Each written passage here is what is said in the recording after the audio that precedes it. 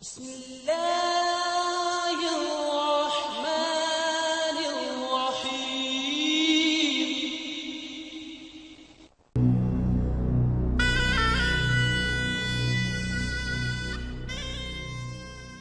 السلام علیکم ورحمۃ اللہ وبرکاتہ۔ محترم ناظرین، ہم آپ کے سامنے مختلف قسم کی معلوماتی ویڈیوز لے کر پیش ہوتے رہتے ہیں۔ آج ہم آپ کے سامنے ایک ایسی ویڈیوز کی سیریز پیش کریں گے جس میں حضرت مسیح موعود علیہ الصلوۃ والسلام کے ذریعے جو کسر صلیب کا کام کیا گیا ہے، یعنی مسیحیوں کرسچنز کے جو جھوٹے اور باطل عقائد ہیں وہ پیش کیے گئے ہیں، اور ان کا ساتھ رد بھی پیش کیا گیا ہے۔ اور اس سے یہ بھی ثابت ہوتا ہے کہ حضرت محمد مصطفیٰ صلی اللہ علیہ وآلہ وسلم نے جو پیشگوئی فرمائی تھی کہ آنے والا مسیح اور مہدی کاسر صلیب ہوگا، جس کا یہ مطلب نہیں تھا کہ وہ عیسائیوں کے گرجوں میں اور گھروں میں جا کر صلیبیں توڑتا پھرے گا، بلکہ اس کا یہی مطلب تھا کہ وہ اپنے دلائل کے ذریعے عیسائیوں کے باطل عقائد کا جھوٹ لوگوں پر واضح کرے گا، تاکہ خود مسیحی عیسائی کرسچنز اپنے غلط عقائد پر اطلاع پا کر ان کو چھوڑ کر حقیقی دین یعنی اسلام کی طرف آئیں، اور مسلمان اور دوسرے جو مذاہب کے لوگ ہیں وہ بھی ان عیسائیوں کے باطل اور جھوٹے عقائد سے بچ کر ان سے دور رہیں۔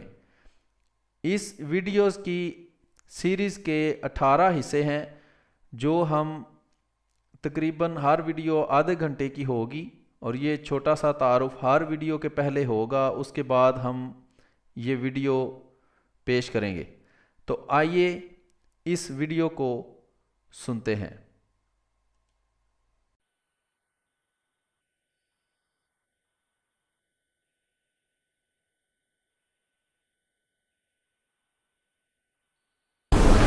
اعوذ باللہ من الشیطان الرجیم، بسم اللہ الرحمن الرحیم۔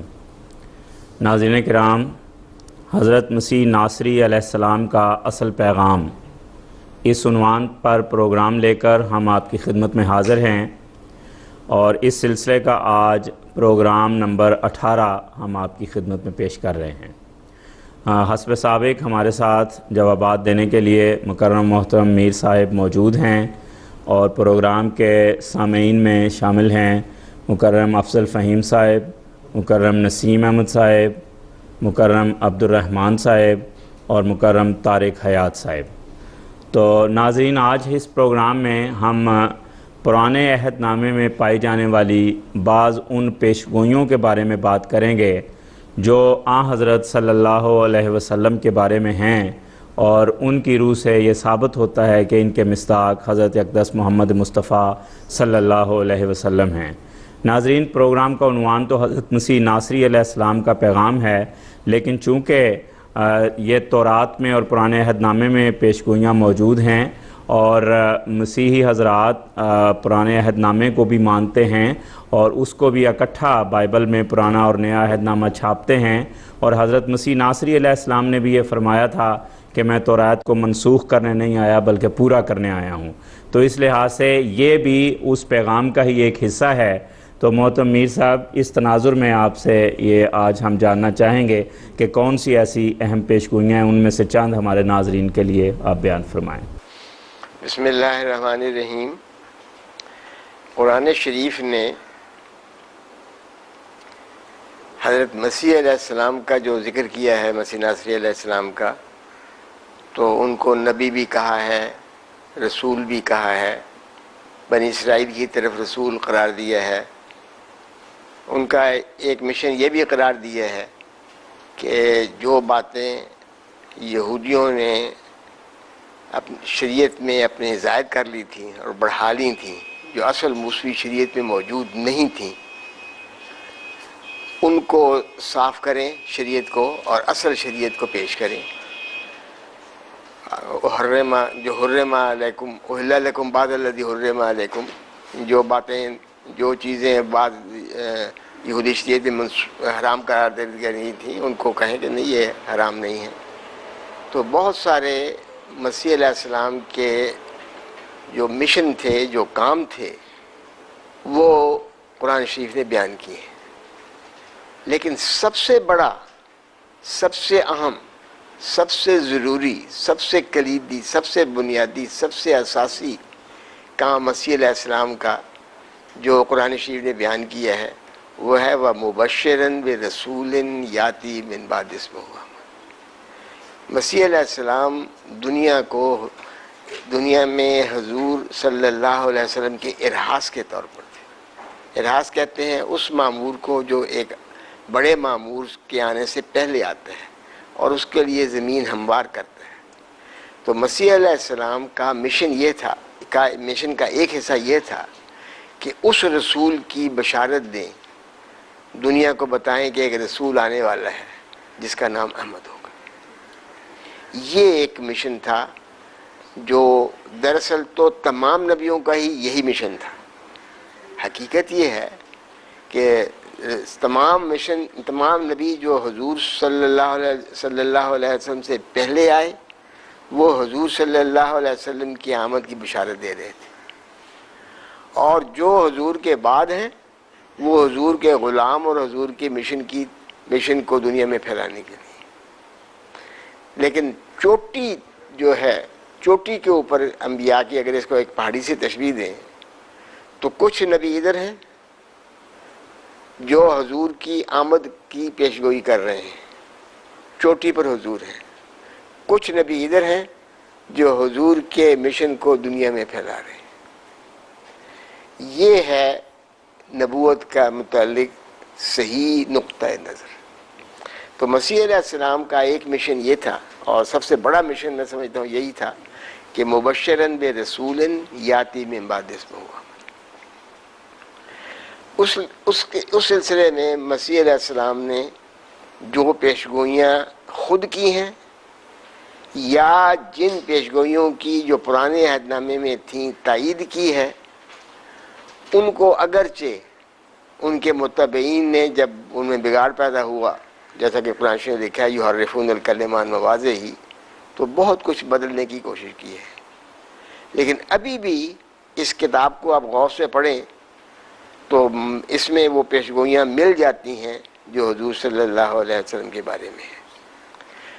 جیسا کہ انجم صاحب نے بتایا ہے کہ نیا عہد نامہ پرانے عہد نامے کی تائید کرتا ہے، تصدیق کرتا ہے، اور مسیح علیہ السلام نے بار بار یہ فکرہ کہا ہے کتاب مقدس کا باطل ہونا ممکن نہیں، اور مسیحی مفسرین کے حوالے پیش کیے جا سکتے ہیں جن میں وضاحت سے وہ کہتے ہیں کہ جب مسیح یہ کہتے ہیں کہ کتاب مقدس کا باطل ہونا ممکن نہیں، تو اس سے مراد یہ کتاب نہیں ہوتی جو ان کی طرف ان کے حواریوں نے یا حواریوں کے بعد آنے والوں نے مرتب کی ہے، بلکہ اس سے مراد پرانا عہد نامہ ہی ہوتا ہے۔ جب بھی مسیح کتاب مقدس کا لفظ بولتے ہیں اس سے مراد وہ کتاب ہوتی ہے جس کو اب عیسائی پرانا عہد نامہ کہتے ہیں، حالانکہ اس کا نام تورات اور کتب انبیاء ہے۔ بہرحال تو یہ ہے مسیح کا ایک مشن۔ اس مشن میں وہ پیشگوئیاں ہیں جو مسیح علیہ السلام نے کی یا مسیح علیہ السلام نے اس کتاب کی تائید کی ہے جس میں وہ پائی جاتی ہیں۔ ان میں سے آج ہم کوشش کریں گے کہ 4 پیشگوئیاں پیش کریں۔ سب سے پہلی اور سب سے بنیادی پیشگوئی جس کے ماتحت پھر ساری پیشگوئیاں آتی ہیں وہ استثناء کی کتاب 18 باب 18 آیت میں ہے۔ وہ میں پہلے الفاظ پڑھ دیتا ہوں، پھر ہمارے عزیز ہیں جو ابھی دمشق سے پڑھ کر آئے ہیں عبرانی زبانیں وغیرہ، تو وہ یہ آپ کو اس کا کچھ حصہ اصل عبرانی میں بھی سنا دیں گے تاکہ کوئی کسی قسم کا اشتباہ نہ رہے۔ اس پیشگوئی میں جو 18 باب میں ہے استثناء کی، یوں لکھا ہے، اور خداوند نے مجھ سے کہا جو کچھ وہ کہتے ہیں سو ٹھیک کہتے ہیں۔ بنی اسرائیل نے ایک مطالبہ کیا تھا، اس کے بارے میں یہ ہے، میں ان کے لیے انہی کے بھائیوں میں سے تیری مانند ایک نبی برپا کروں گا۔ توجہ سے سنیں، ایک آیت لفظ جو ہے اس کا وہ قابل بحث اور قابل غور ہے۔ حضرت موسیٰ کہتے ہیں کہ خدا نے مسیح حضرت موسیٰ کو کہا میں ان کے لیے انہی کے بھائیوں میں سے تیری مانند ایک نبی برپا کروں گا اور اپنا کلام اس کے منہ میں ڈالوں گا، اور جو کچھ میں اسے حکم دوں گا وہی ان سے کہے گا، اور جو کوئی میری ان باتوں کو جن کو وہ میرا نام لے کر کہے نہ سنے گا تو میں ان کا حساب اس سے لوں گا۔ لیکن جو نبی گستاخ بن کر کوئی ایسی بات میرے نام سے کہے جس کے کہنے کا میں نے اس کو حکم نہیں دیا، یا اور معبودوں کے نام سے کہے تو وہ نبی قتل کیا جائے۔ یہ ہے وہ مشہور عالم پیشگوئی، استثناء 18 سے لے کر 20 تک چلتی ہے، 18 آیت سے 20 تک چلتی ہے، جس میں ایک نبی کے آنے کی پیشگوئی ہے۔ اس پیشگوئی کے متعلق دنیا میں 3 نظریات ہیں۔ ایک نظریہ یہ ہے کہ یہ پیشگوئی حضور صلی اللہ علیہ وسلم کے بارے میں، اور ابھی ہم دیکھیں گے کہ پیشگوئی کے الفاظ سے ہی اس نظریے کی تائید اور تصدیق ہوتی ہے۔ دوسرا نظریہ اس کا عیسائی پیش کرتے ہیں کہ یہ پیشگوئی مسیح علیہ السلام کے متعلق ہے، عیسیٰ علیہ السلام کے بارے میں۔ ایک تیسرا نظریہ بھی ہے جس سے آپ لوگ شاید ابھی تک واقف نہیں ہوں گے، اور وہ نظریہ یہ ہے، بعض لوگوں نے یہ پیش کیا ہے، میرا خیال ہے ہمارے نظریات سے تنگ آ کر اور شکست کھا کر، کہ یہاں کسی ایک معین نبی کی آنے کی پیشگوئی ہے ہی نہیں، بلکہ بات یہ ہے کہ بنی اسرائیل نے کہا تھا کہ ہمیں خدا کی آواز نہ سننی پڑے، انہوں نے کہا ٹھیک ہے تمہیں خدا کی آواز نہیں سننی پڑے گی، بلکہ خدا تعالیٰ ایک سلسلہ انبیاء ہر دور میں بھیجتا رہے گا، ایک نہ ایک نبی نہیں، کہتے ایک نہ ایک نبی آتا رہے گا۔ اب ہم ان تینوں، کیوں آپ کو یہ پہلے علم تھا کہ یہ ایک نظریہ بھی ہے، معروف بات نہیں ہے یہ اتنی، بہرحال اب ہم دیکھتے ہیں ان تینوں نظریات کو۔ پہلے آخری نظریے کو لے لیتے ہیں۔ اگر یہ بات درست ہے اور یہ معنی ٹھیک ہے کہ یہاں ایک نبی سے مراد ایک نہ ایک نبی ہے، تو بتائیے پچھلے 1900 سال میں کون نبی آئے ہیں؟ پیشگوئی جھوٹی نکلی، یا تو پھر مانو کہ پیشگوئی جھوٹی ہے۔ کسی نے دعویٰ بھی نہیں کیا، جو دعویٰ کیا تھا ان کو تو آپ نے ٹھٹے میں ہنسا دیا، تو کہتے ہیں یہ کو پاگل ہے۔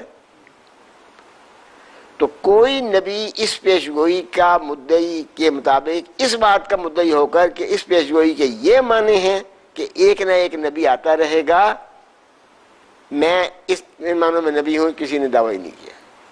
اس لیے یہ نظریہ تو پہلے ہی رد ہو جاتا ہے۔ اب رہ گئے 2 نظریات۔ ہم کہتے ہیں کہ یہ پیشگوئی رسول اکرم صلی اللہ علیہ وسلم کے متعلق ہے، عیسائی کہتے ہیں کہ یہ پیشگوئی مسیح علیہ السلام کے بارے میں۔ پیشگوئی کے الفاظ دیکھ لو، پیشگوئی کے الفاظ کس نقطہ نظر کی تائید کرتے ہیں۔ اب ہم ایک ایک لفظ کو دیکھ لیتے ہیں اور پھر بالکل بات صاف ہو جائے گی کہ کون اس سے مراد ہو سکتا ہے۔ پیشگوئی اس طرح ہے، خداوند نے مجھ سے کہا جو کچھ وہ کہتے ہیں سو ٹھیک کہتے ہیں، میں ان کے لیے انہی کے بھائیوں میں سے تیری مانند ایک نبی برپا کروں گا۔ پہلی بات تو یہ ہے کہ کون آئے گا؟ ایک نبی۔ کیا مسیح کے متعلق یہ پیشگوئی آپ چسپان کریں گے؟ آنا تو ہے ڈپٹی کمشنر نے، آنا تو ہے ایمپرر نے، شہنشاہ نے، اور پیشگوئی ہو رہی ہے کہ جی ڈپٹی کمشنر آئے گا۔ نبی برپا کروں گا، آپ تو کہتے ہیں مسیح کا مقام یہ ہے کہ دنیا کی تاریخ میں نہ یہ واقعہ پہلے ہوا نہ یہ واقعہ بعد میں ہوا کہ خدا آسمان سے اپنے پورے صفات کے ساتھ ایک انسانی شکل میں ظہور پذیر ہوا۔ یہ کبھی واقعہ پہلے نہیں ہوا، یہ کبھی واقعہ نہیں ہوا۔ اگر یہ بات درست ہے تو اس سے زیادہ دنیا کی تاریخ میں اہم واقعی کوئی نہیں. بڑے بڑے واقعات دنیا میں ہوئے ہیں, بڑے بڑے حادثات دنیا میں ہوئے ہیں, بڑی بڑی جنگیں دنیا میں ہوئی ہیں, بڑی بڑی ایجادات دنیا میں ہوئی ہیں, مگر ساری باتیں بے حیثیت ہو جاتی ہیں اس بات کے سامنے کہ خدا آسمان سے آ گیا, اتر آیا. وہ وجود جو یسوع تھا, ایک ہی وقت میں خدا بھی تھا پوری طرح اور انسان بھی تھا پوری طرح. خدا انسانی جامع میں ظہور پذیر ہوا, یہ واقعہ ہے. میں تو فدا ہو جاؤں اگر ایسا وجود ہمیں کوئی ملے. لیکن اگر اس کو مسیح پر چسپان کرنا ہے تو پھر ان کو نبی ماننا پڑے گا, خدا نہیں مان سکتے. اس لیے یہ پیشگوئی جو بھی اس کی علامات ہیں, ایک علامت بھی مسیح پر چسپان نہیں ہوگی. پہلی علامت تو آپ نے دیکھ لی نا, نبی برپا کو.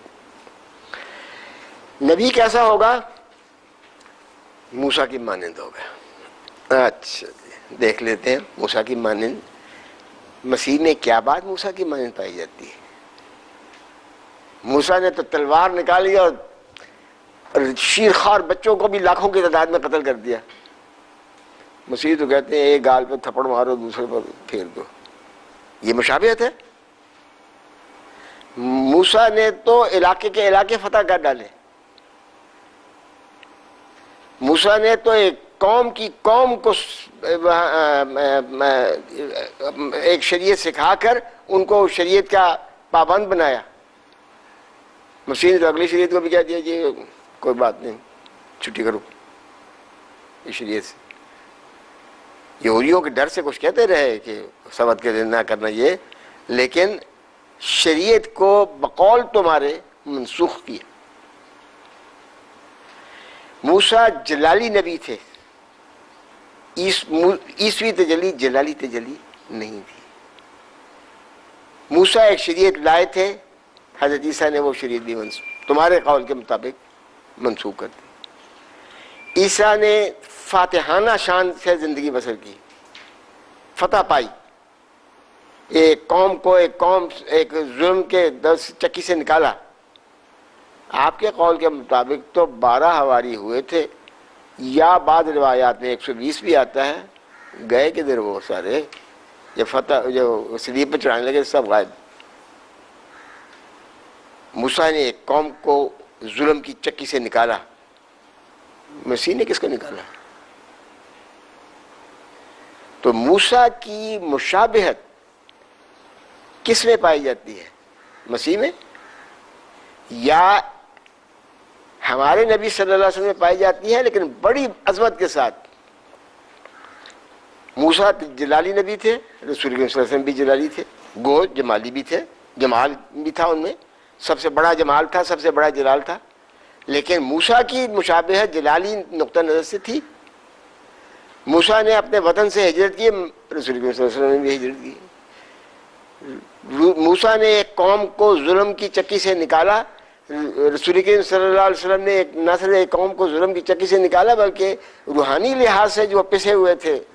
اس کی مثال نہیں ہے دنیا کی تاریخ میں کہ عرب جیسی قوم کو جو ذلت اور ظلمت اور انتہائی گندی اور ناپاک زندگی بسر کر رہی تھی, پاک کر کے دنیا کے سامنے نور رکھتی ہے.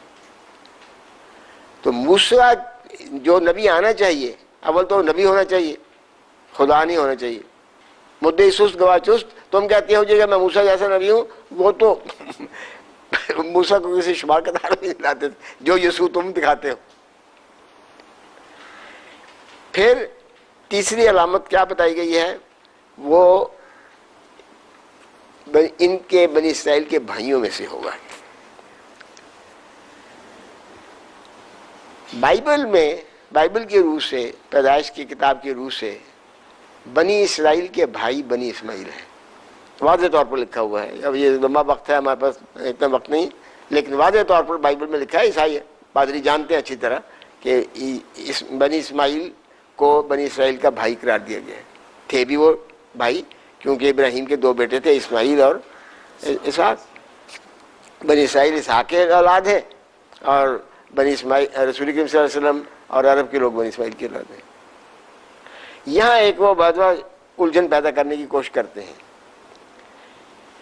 وہاں وہ کہتے ہیں کہ دیکھو یہاں لکھا ہوا ہے کہ تم اپنے بھائیوں سے نیک سلوک کرنا، اور ایک بنی اسرائیل کے لوگوں کو یہ خطاب ہے۔ بھائی جب ایک قوم کو آپ ایک قوم کے کچھ لوگوں کو خطاب کرتے ہیں تو وہاں ان کے بھائیوں کا لفظ بولتے ہیں تو بھائی سے مراد ہو سکتا ہے اس قوم کے دوسرے افراد، بالکل درست ہے۔ پاکستان کے لوگوں کو اگر ہم نصیحت کریں تو پاکستان کے کچھ لوگ دوسرے پاکستانیوں کے بھائی ہیں، لیکن جب ہم ساری کی ساری قوم کو خطاب کر رہے ہوں تو وہاں پھر بھائی وہ اپنا بھائی تو نہیں مراد ہوتا، وہاں تو پھر کوئی اور قوم ہے۔ مثلا ہم یہ کہہ سکتے ہیں کہ پاکستانی جو ہیں وہ عربوں کے بھائی ہیں، ایرانیوں کے بھائی ہیں، مسلمان ہیں، لیکن یہ نہیں کہہ سکتے کہ پاکستان کے تمام لوگ بھائی ہیں کس کے؟ اس لیے یہ علامت جو بتائی گئی ہے کہ بنی اسرائیل کے بھائیوں میں سے وہ نبی آئے گا، یہ بھی مسیح پر چسپان نہیں ہوتی، رسول کریم صلی اللہ علیہ وسلم پر چسپان ہوتی۔ چوتھی علامت بتائی گئی ہے، میں اپنا کلام اس کے منہ میں ڈالوں گا۔ ٹھیک ہے، اپنا کلام اس کے منہ میں ڈالوں گا۔ کہاں ہے قرآن شریف؟ پورا کلام پڑھا ہے ہمارے پاس، یہ پورا کلام رسول کریم صلی اللہ علیہ وسلم کے زبان مبارک پر اللہ تعالیٰ کی طرف سے جاری ہوا۔ مسیح علیہ السلام پر کون سا کلام جاری ہوا؟ ایک فکر آتا ہے یہ میرا بیٹا ہے جس سے میں خوش ہوں، اور وہ بھی کہتے ہیں وہ لوگوں نے سنا ہے یا انہوں نے سنا ہے یا کس نے سنا ہے کسی نے نہیں سنا۔ کوئی کتاب نہیں، کوئی کلام نہیں جس کے متعلق یہ کہہ سکیں عیسائی دنیا کہ یہ کلام خدا نے عیسیٰ کی زبان مبارک پر ڈالا تھا، اور ہو بھی کس طرح سکتا تھا یہ فکرہ؟ اس لیے عیسیٰ تو بقول تمہارے خود خدا تھے۔ قرآن شریف کہتا ہے کہ بار بار کہتا ہے، اتنی دفعہ کہتا ہے کہ لوگ کہتے ہیں جی اتنی تکرار کی ضرورت کیا تھی، اعتراض کرتے ہیں بلکہ کہ یہ کتاب خدا تعالیٰ کی طرف سے نازل ہوئی، محمد صلی اللہ علیہ وسلم نزل علی محمد انزلنا الیک بار بار آتا ہے۔ چند سال کی بات ہے، 20-30 سال کی بات ہے، آپ لوگوں کو تو شاید یاد نہیں ہوگا کہ وہ جو افریقن امریکن ہیں، انہوں نے اپنے ایک لیڈر جو تھا جو مارا بھی گیا تھا بعد میں، اس کا ایک خط ہے، اس کو کہا تھا کہ یہ بھی انجیل کا حصہ بنایا جائے۔ کیوں بنایا جائے بھئی؟ اگر ایک خط، دوسرا خط، تیسرا خط، چوتھا خط، پانچواں خط لکھے گئے اور نہ مسیح نے کبھی کہا کہ یہ خط ہے، عبرانیوں کے خط کا تو مصنف کا بھی نہیں پتہ۔ اسی طرح اور بعض خطوط کے متعلق شبہ ہے کہ یہ یعقوب کا خط، یعقوب بھائی کا، مسیح کے بھائی کا خط ہے یا کسی اور کا خط ہے۔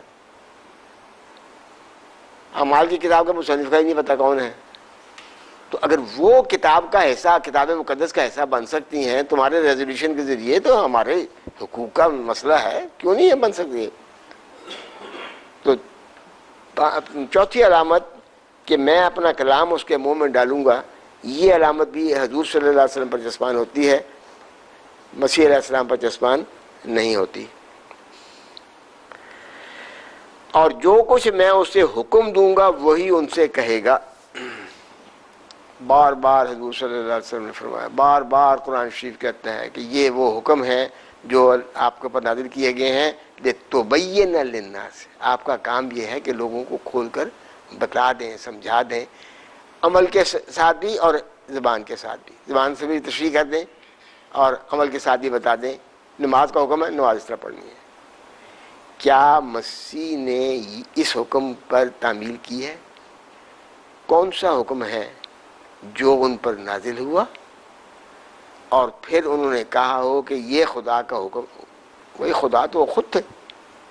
اگر وہ خود خدا تھے تو پھر یہ کوئی کہہ ہی نہیں سکتا کہ جو حکم میں دوں گا ان کو وہ عمل کرے گا اور لوگوں کو پہنچائے گا، اور پھر جو حکم کہا جاتا ہے کہ تھا ان کو کہ آپ مسیح ہیں، اس کی تو بار بار کسی سے نہ بتانا، ہو چھپا کے رکھو، کسی کو بتانا نہیں، کیونکہ وہ یہودیوں کا خاص ڈر تھا، حکومت کا ڈر تھا۔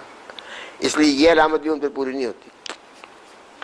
اور جو کوئی میری ان باتوں کو جن کو وہ میرا نام لے کر کہے گا نہ سنے تو میں اس کا حساب اس سے لوں گا. اب یہاں دو علامتیں ہیں. جو بات بھی وہ کہے گا وہ میرا نام لے کر کہے گا. مسیح کا آپ ایک دفعہ بھی فکرہ نہیں کہہ سکتے, دکھا سکتے کہ مسیح خدا نے مجھے یہ میرا نام لے کر, کہ خدا کا نام لے کر کہا ہو کہ یہ خدا نے مجھے یہ کہا ہے. ایک فکرہ بھی نہیں دکھا سکتے. ساری کتاب پڑھی ہے, کئی دفعہ آپ نے پڑھی ہوگی, ایک فکرہ بھی نہیں دکھا سکتے کہ خدا نے مجھے یہ کہا ہے اور میں اس کی تشریح کر رہا ہوں, یہ سمجھا رہا ہوں. پھر دوسری بات کہ جو ان باتوں کو نہ سنے میں اس سے اس کا حساب لوں گا. اب یہ عیسائیوں کے لیے بڑی مشکل پڑتی ہے. کیوں کہ جی وہ حساب تو الٹا معاملہ پڑ گیا تھا, اگلوں نے حساب لے لیا تھا. کتنے سال لگا دیے مسیح نے یہ کہہ کر کہ میں جو کچھ بھی ان کا عقیدہ ہے, میں خدا ہوں یا خدا کا بیٹا ہوں یا جو کچھ بھی ہوں. اگلوں نے کہا پکڑو جی اس کو, یہ ٹانگو اس کو. یہ بھائی اس کے کہتے تھے بیچارہ کچھ معذور ہے. ماں کہتی تھی, اور تو اور وہ ماں جس کو کہتے ہیں خدا کی ماں, وہ کہتی تھی ایسے ہی, وہ بھی نہیں مانی تھی, نہ بھائی مانے تھے. اب سوال یہ ہے کہ کیا اس قوم کا حساب لیا گیا یا اس قوم نے ان سے حساب لیا؟ جواب پتہ کیا دیتے ہیں سائز کا, کہ وہ یہ اگلے جہان کی بات ہے. اگلا جہان کنے ڈٹھا اگلے جہان کنے ڈٹھا ہوگا تو ہم کہیں گے سورج سے ہم کہ مخالفین سے بھی وہاں حساب دیا جائے گا. بات تو پھر وہیں آ گئی. لیکن رسول کریم صلی اللہ علیہ وسلم کے مخالفین کا جو حساب لیا گیا دنیا کے کسی تاریخ میں کسی نبی کا, کسی شخص, کسی حاکم کا بھی کے مخالفین کا حساب بھی نہیں دیا گیا. سارا ملک کا ملک جو تھا, جو ظلم کرتا تھا, جو تنگ کرتا تھا, جو مدینہ غار حرا سے جب حضور صلی اللہ علیہ وسلم اترے ہیں تو میں نے اندازہ کیا ہے کہ حضور کی جیب میں ایک پیسہ بھی نہیں ہوگا, ایک درہم بھی نہیں ہوگا, ایک تلوار بھی نہیں تھی حضور کے پاس, ایک سپاہی بھی نہیں تھا, ایک خادم بھی نہیں تھا. طاقت کے ذریعے یہی ہوتے ہیں نا, حساب لینے کے ذریعے یہی ہوتے ہیں. یا انسان کے پاس پیسہ ہو, یا انسان کے پاس قوت اور بادشاہت ہو, یا انسان کے پاس طاقت اور تلوار ہو. ان میں سے کوئی چیز بھی نہیں تھی. اور پھر ساری قوم کھڑی تھی سامنے, جاؤ لا تثریب علیکم اليوم. یہ ہے حساب. مسیح نے کس کا حساب لیا؟ مسیح کا حساب لیا گیا, اس لیے یہ علامت بھی مسیح پر پوری نہیں ہوتی. مسیح سے مراد وہ مسیح ہے جو عیسائی مانتے ہیں. ہم اللہ تعالیٰ کے فضل سے یسوع مسیح علیہ السلام کی عزت کرتے ہیں, احترام کرتے ہیں, محبت کرتے ہیں. ہم تو ان کی قدموں کی خاک بھی نہیں ہیں. لیکن جو نبی گستاخ بن کر کوئی ایسی بات میرے نام سے کہے جس کے کہنے کا میں نے اس کو حکم نہیں دیا, یا اور معبودوں کے نام سے کچھ کہے, تو وہ نبی قتل کیا جائے. ایک حملہ ہوا مکے میں, دوسرا حملہ ہوا مکے میں, تیسرا حملہ ہوا مکے میں. وہ جو بعد میں خلیفہ ثانی بنا اس نے وہ بھی تلوار لے کے چلا گیا. پھر ہجرت کا واقعہ ہوا, ہجرت میں طاق کیا گیا. پھر بدر ہوئی, احد ہوئی, خندق ہوئی, تبوک ہوئی, موتا ہوئی. کوئی پھر وہاں شہر کے اندر یہودیوں نے پتھر پھینک کر مارنے کی کوشش کی, کئی دفعہ زہر دینے کی کوشش کی. موت کے میں نے تو غور کیا ہے, حضور کے زمانہ میں موت کے جتنے ذریعے ہو سکتے تھے ان سب ذریعوں کے سے حضور کو قتل کرنے مارنے کی کوشش کی گئی ہے. تلوار سے قتل کرتے تھے, تیر سے قتل کرتے تھے, نیزے سے قتل کرتے تھے, پتھر مار مار کر قتل کرتے تھے, انفرادی چھپ کر قتل کرتے تھے, ہاں حملہ اجتماعی کر کے قتل کرتے تھے. وہی تو اب ہمارے مسلمان بھی توجہ نہیں کرتے جب وہ واقعہ ہوا ہے احد کا اور وقتی طور پر مسلمانوں کے پاؤں ہٹے ہیں، تو 2500 آدمیوں کے سامنے حضور اکیلے لڑ رہے تھے. وہ نقشہ اس کا کھینچا ہے انہوں نے کہ کبھی وہ تلوار اٹھاتے تھے، کبھی تیر اٹھاتے تھے، کبھی وہ کنکریاں اٹھاتے تھے اور ان کو پھینکتے. ایک آدمی 2500 آدمیوں سے لڑ رہا ہے اور زندہ ہے. مسیح علیہ السلام کے متعلق صرف ایک کوشش ہوئی ہے، قتل ہو گئے. پیشگوئی کی علامت کس کی مدد پوری ہوتی ہے؟ تو پہلی پیشگوئی تو یہ ہے جو بنیادی اصولی پیشگوئی ہے استثناء کے 18 باب میں، کہ جو پیشگوئی ایک نبی ہوگا وہ بنی اسرائیل کے بھائیوں میں سے ہوگا، موسیٰ کا مثیل ہوگا، خدا تعالیٰ کی کلام کو دنیا میں جو کہے گا کہ یہ میری خدا تعالیٰ کی طرف سے ہے اس کو پھیلائے گا. یہ پیشگوئی عبرانی زبان میں موجود ہے.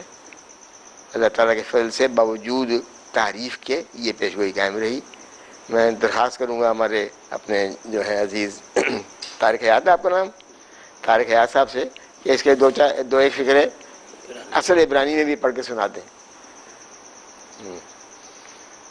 استثناء باب 18 آیت 18 ناوی آکیم لاہم میکیرب آخیہم کاموخا. نابی ایک نبی، نکرہ جب ہو تو ایک نبی عبرانی میں ہوتا ہے. آکیم میں کھڑا کروں گا، لاہم ان کے لیے عربی آپ جانتے ہیں، میں قریب اخیہم ان کے بھائیوں میں سے، بھائیوں کے قریب یعنی ان کے درمیان سے، کا موخا تیرے جیسا. اب یہ باقی آپ نے پیشگوئی ساری سن لی ہے. کسی طرح بھی مسیح پہ جسمان نہیں ہوتی، اور ہر علامت رسول کے وسلم پر جسمان ہوتی ہے. اور باقی وہ نظریہ جو ہے کہ ایک نہ ایک نبی پیدا ہوگا، وہ تو واقعاتاً ہی غلط ہے. دوسری پیشگوئی ہے جو اسی کتاب استثناء کے 33ویں باب میں ہے. 33ویں باب میں ایک برکت ہے جو مسیح نے دی ہے، حضرت موسیٰ علیہ السلام نے بنی اسرائیل کو دی ہے. لیکن اس برکت کے ذکر سے پہلے انہوں نے اللہ تعالیٰ کی 3 تجلیات کا ذکر کیا ہے، اور وہ تجلیات یہ ہیں. پھر لکھا ہے اور مرد خدا موسیٰ نے جو دعائے خیر دے کر اپنی وفات سے پہلے بنی اسرائیل کو برکت دی وہ یہ ہے، اور اس نے کہا خداوند سینا سے آیا اور شعیر سے ان پر آشکارا ہوا، وہ کوہ فاران سے جلوہ گر ہوا اور لاکھوں قدسیوں میں سے آیا، اور اس کے دانے ہاتھ پر ان کے لیے آتشی شریعت تھی. اب اس پیشگوئی میں ان الفاظ میں ایک ذکر ہے اللہ تعالیٰ کی تجلیات کا، خدا کا ذکر ہے نا. خداوند کہاں سے آیا؟ خداوند سینا سے آیا.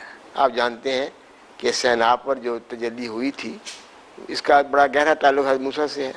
قرآن شریف نے بھی مانا ہے طور سینا، اور بائبل میں بھی اس کا ذکر آتا ہے. دوسری تجلی ہے کوہ شعیر. اس کے متعلق چونکہ بائبل میں تحریف اور تبدیلی ہو چکی ہیں، ہم یہی سمجھتے ہیں الفاظ سے کہ مسیح علیہ السلام کی پیشگوئی کا یہاں کی تجلی کا یہاں ذکر ہے. ہو سکتا ہے کوئی کہے کہ نہیں شعیر سے مراد کوئی اور تجلی ہے، لیکن بہرحال یہ ہمارا کوئی متنازع مسئلہ نہیں ہے. لیکن اگلا تجلی ہے خداوند فاران سے جلوہ گر ہوا. اب بائبل کو اگر آپ تفصیل سے دیکھیں، بلکہ واضح طور پر لکھا ہوا ہے کہ فاران وہ جگہ ہے جہاں حضرت اسماعیل کی اولاد آ کر آباد ہوئی ہے.